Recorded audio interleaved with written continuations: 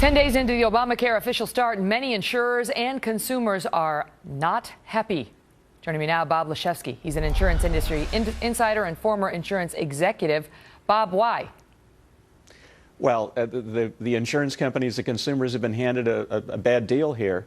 Healthcare.gov, as you know, was severely broken. But what specifically? We knew all that. What's the latest?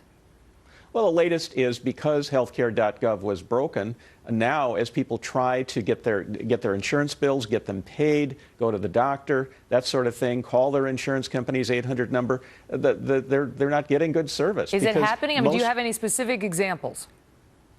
Well, yeah, there are plenty of examples in the press. Today there was a Los Angeles Times article that documented a number of circumstances. The fundamental problem here, Megan, is most of the enrollment came in the last 2 weeks of December. It takes the insurance companies 2 to 3 weeks to process enrollment in a normal time. So they haven't had the amount of time they need to process the enrollment. They're dealing very often still with inaccurate data. They're not able to reconcile the information they're getting from healthcare.gov. Jay Carney said today that he believes the administration has aggressively addressed the so-called back-end issues of the website, that the website is being repaired, and that he says that of the 1.1 million individuals who have enrolled in private insurance on the federal exchanges, only 13,000 are problematic. I'm hearing from health plans that upwards of 5% of the latest enrollments are still coming through with data problems. I'm hearing that they've got a number of things that haven't been corrected from earlier enrollments. They can't do a reconciliation with the federal government because there's no system to reconcile the federal data and the insurance company data. They're still doing it by hand? That's right. And they can't do what are called adds and deletes. If, for example, someone has a baby, healthcare.gov can't put the baby on the new health plan.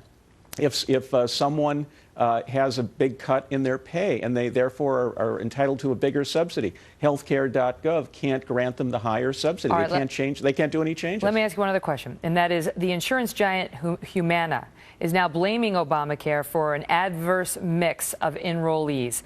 And they're saying that the risk pool is unbalanced thanks to the president's so-called fix, where he tried to basically make his promise, if you like your health care, you can keep it, come true.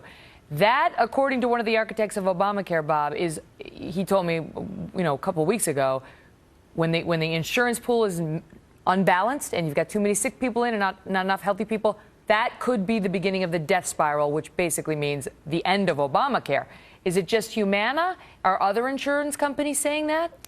No. Well, what's going on here is they've signed up about 2 million people.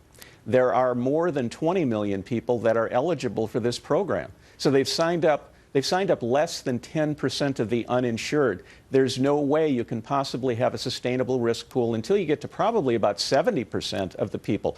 So they are off to a very bad start in terms of having a sustainable risk pool here. The fundamental problem is that many people who are uninsured today are passing on buying the insurance because it costs them too much of their after-tax income. Wow. And they're looking at deductibles of $2,500, $4,000.